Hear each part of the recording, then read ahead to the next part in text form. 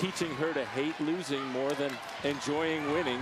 And it doesn't matter what game they played. When they went at it and when there was a loser, there wasn't some talk for a while. They were awfully serious with each other.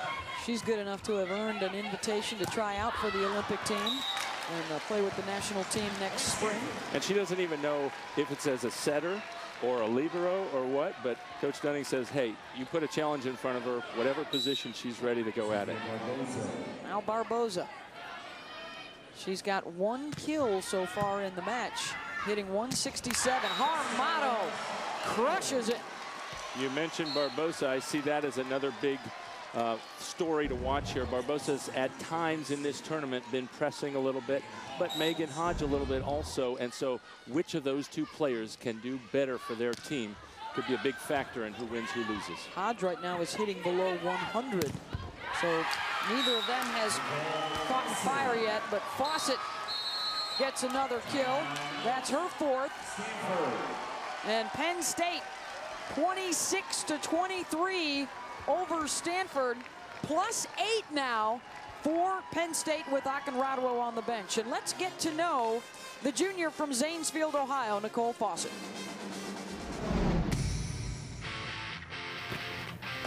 Hi, I'm Krista Hermato, junior middle blocker from Hopewell, Pennsylvania. Tony Dorsett is from my hometown. My favorite volleyball memory is winning the regional final on our home court. My favorite athlete is Hines Ward because he's always smiling. My mother and I keep our conversations interesting by talking in different accents. Hello, Mother. Armato, a 2-time All-American, hitting .494 and blocking 1.7 blocks per game, both second best in the nation. She hit .500 in their semifinal win against Cal. And similar to how that Cal match shaped up, they had a tight game 1 with the Bears and then rolled in games 2 and 3. It seemed like they really were able to feed off the confidence from that game 1 win. And Hermato really struggled the last 2 years with health problems. Blew out an ACL 2 years ago, had a stress fracture in her left leg. That's the leg any right-hander jumps off of, just as if you would do a layup. You jump off the opposite leg. That's the hit that Akinradwo, Hermato, all those players love to hit that backslide. She couldn't jump off one leg last year. That certainly hurt them in the regionals. Faluka is out right now for Stanford, but Waller gets the kill to make it a 2-point match. First to 30, must win by 2. Takes game 1. It's best 3 of 5, and Faluka's back out there.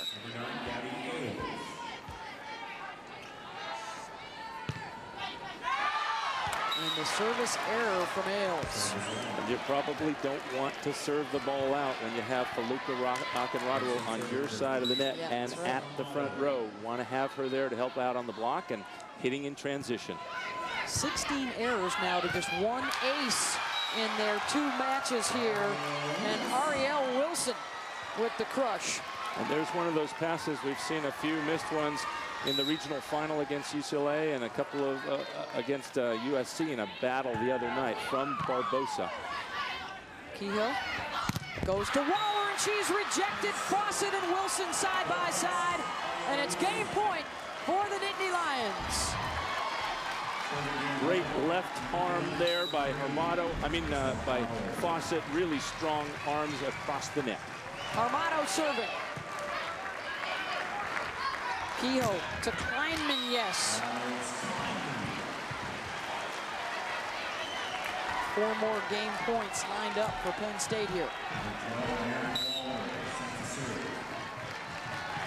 This is Aaron Waller serving. Ooh, that was out. Hodge with the tip. Kehoe over to get it. Barboza back row. Chance now for Penn State. Glass to Wilson with the tip. Ailes pops it up. Barboza out of the back, no.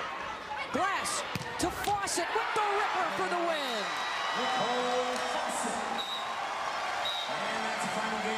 30-25. Penn State a winner in game 1.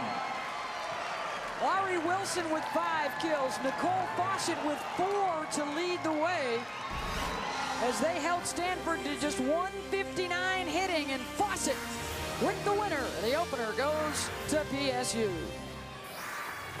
30-25, Penn State taking game 1 over Stanford. And our best 3 of 5 for the national championship. Here is our Coke Zero game track.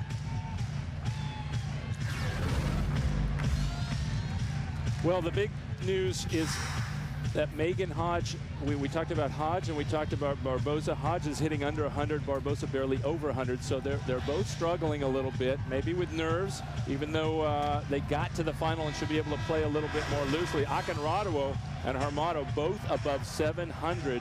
So the real difference so far that I did not expect is that Ariel Wilson with 5 kills, hitting over 500, and Francie Gerard, the other middle blocker. The one where Penn State got a lot of its points is when Francie Gerard is in the front row, had 0 kills and is hitting minus 333 right now. The difference in that game was 5 points. It was +5 for Penn State with Akinradawo on the bench. So somebody else will have to make some plays when she's out for Stanford. And Hodge climbs the ladder to rip that one. Boy, you're not kidding. Climbing the ladder is right. The numbers, look at the hitting percentages out of the gym for Hermato and Akinradawo, the top 2 hitters in the country. And perhaps a couple of middle blockers that'll be wearing the red, white, and blue for Team USA next summer. Absolutely, and another thing to keep an eye on, remember, Erin Waller last year in the title game had her career game, highest kills for Stanford in their losing effort against Nebraska. So far struggling tonight. Fawcett through the block for another big swing.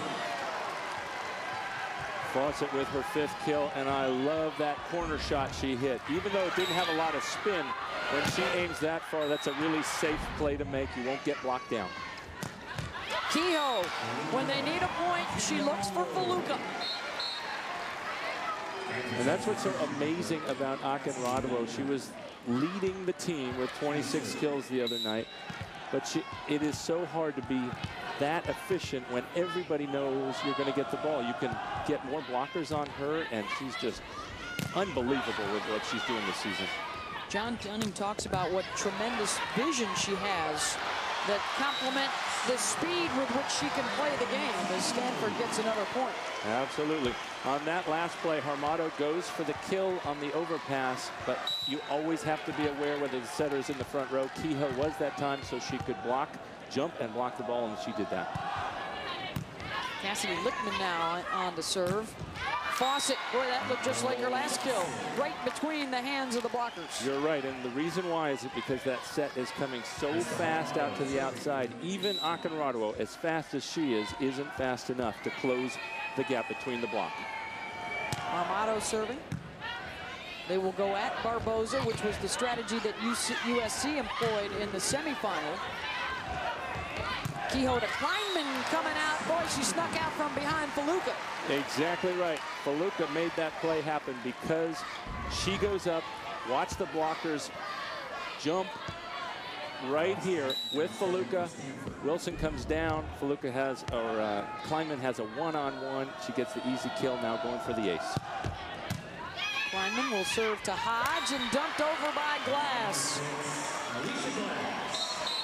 That's her 2nd kill of the match.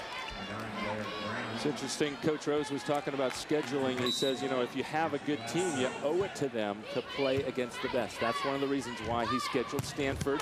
In fact, he chose a neutral site because he knew if we want to win this championship, we're probably going to have to play in Sacramento against a Stanford on a neutral site. He also scheduled Nebraska, Texas, all of the great teams in the country that he could find early in preseason play before they got to the Big Ten Conference schedule. And just like you want to do when you're playing against the best during the regular season, you may not like what you see about your team on that particular day, but it's going to help you later on in the year. And he was funny talking about teams who want to schedule him in 09. He said, look, I'm not buying those green bananas. I want now, I want 08, and nobody wants to schedule him in 08. He's not losing any key seniors. This is going to be a scary squad. They'll be even more favored next year to win maybe a consecutive championship if they win here tonight. And both these teams have certainly earned the right to be here. Stanford during the year has beaten 16 ranked opponents, the most in the country.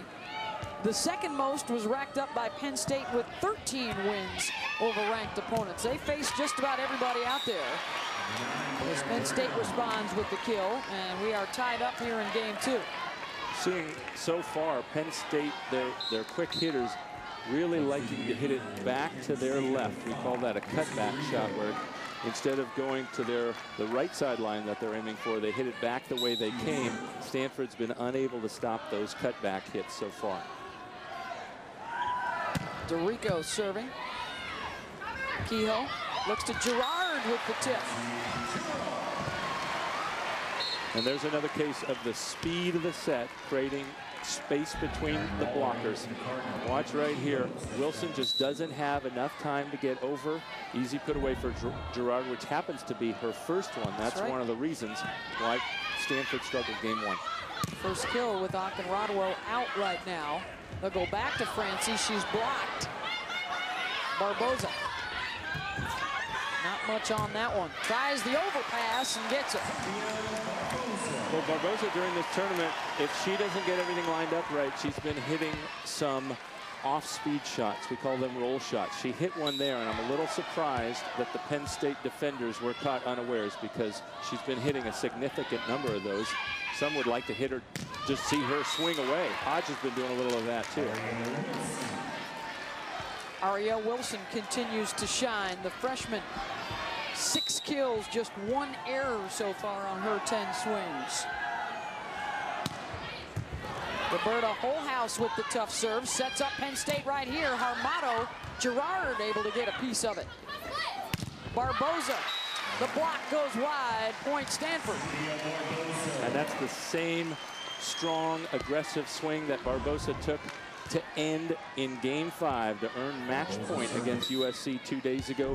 That's the swing I think she's most effective on, when she goes really aggressively, with her 5th kill there.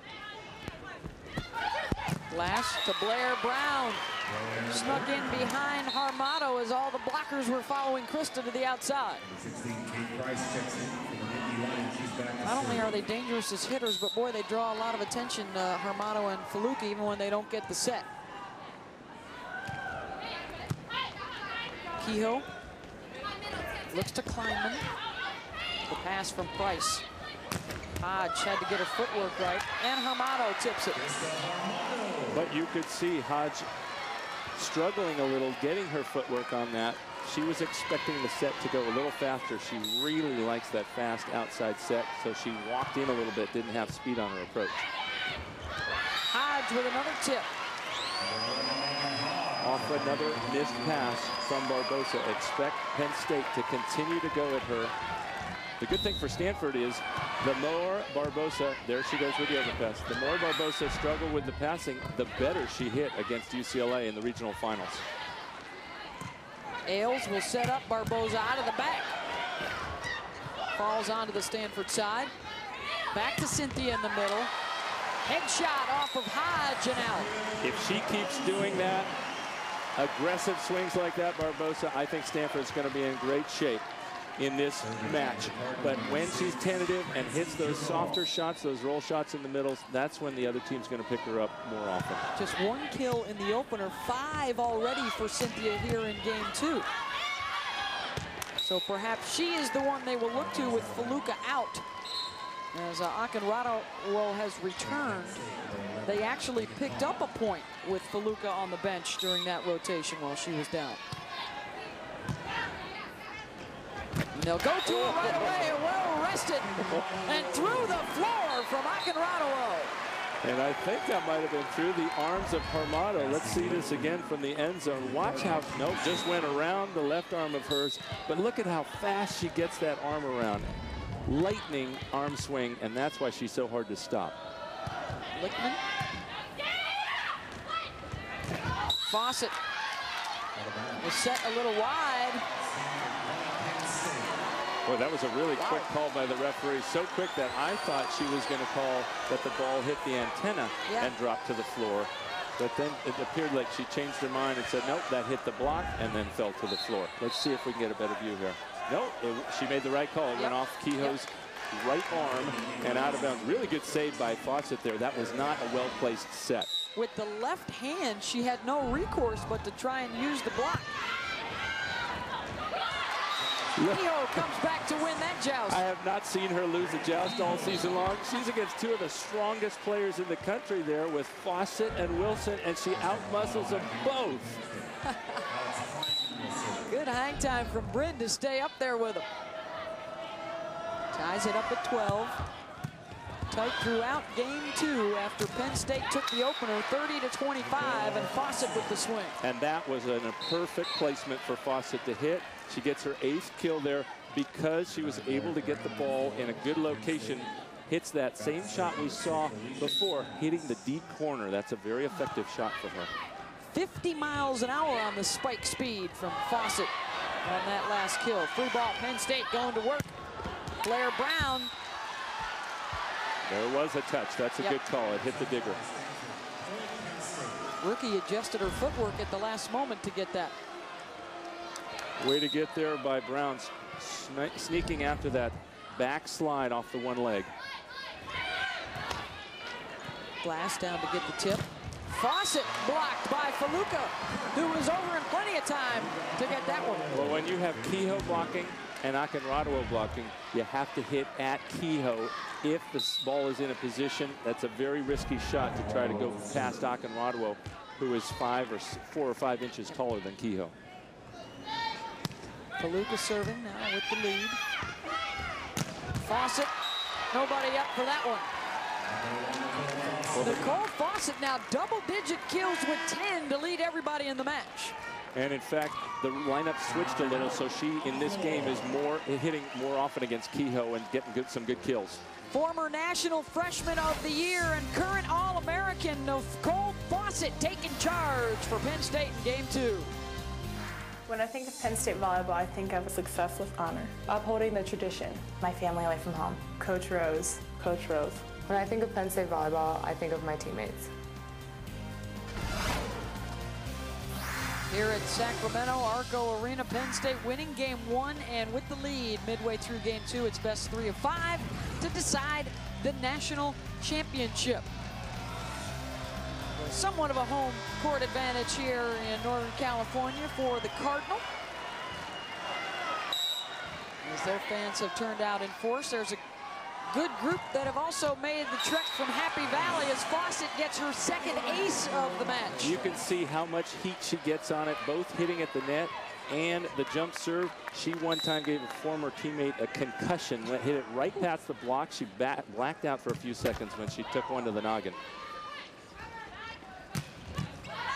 Hyman out of the back, Glass dug it up, and the double contact called on Megan Hodge, who has worked awful hard with Russ Rose this year to stay in matches when she moves to the back row. And Russ, the National Coach of the Year, he's number 3 on the all-time wins list. He's got the best winning percentage in college volleyball history on the women's side. And in fact, it baffled me a little.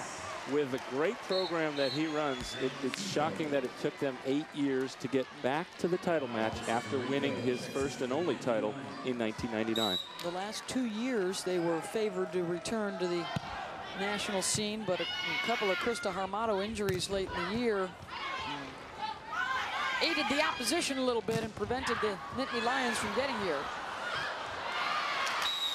And the point for Penn State, they're up a couple.